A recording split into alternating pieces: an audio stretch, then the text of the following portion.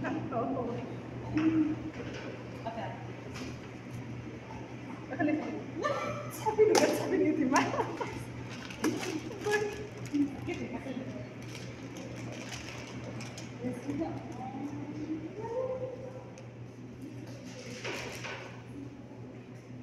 Kung bang nakasakay ka sa eroplano, ganito kataas nasa 33,000 feet. Hindi mo alam kung ano ang kasunod.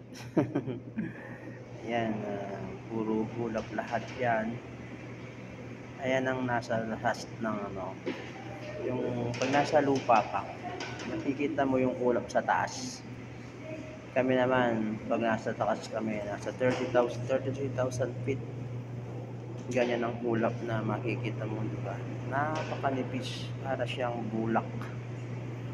Ganyan guys ang sa taas ng eroplano.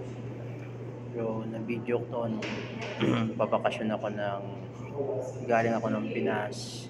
Tapos, pinibideo ko siya.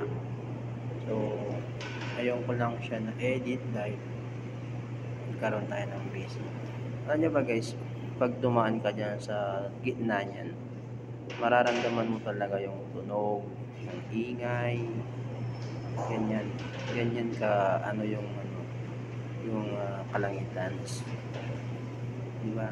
Kung titingnan mo, nasa ilalim, di ba?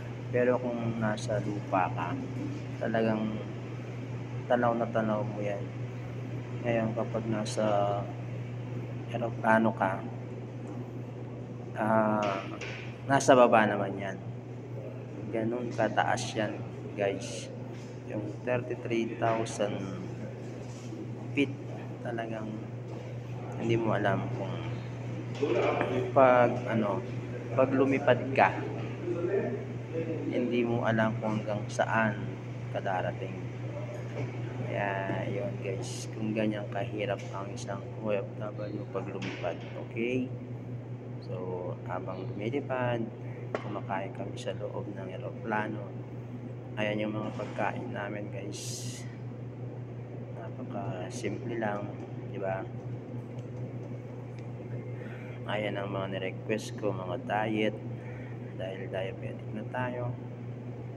So mga lemon, mga bread, simple lang in order kong food nun guys, kasi nasa VIP lunch ako. So ayan, so for sample lang naman. So I wish guys na nag-enjoy kayo dito sa aking travel nung umuwi ako sa Pilipinas. Okay, so enjoy lang, like and share kay Manyamang Kaabe para ma-notify kayo kung palagi siyang may video. Okay, don't forget like and share kay Manyamang Kaabe. See you next time. Bye.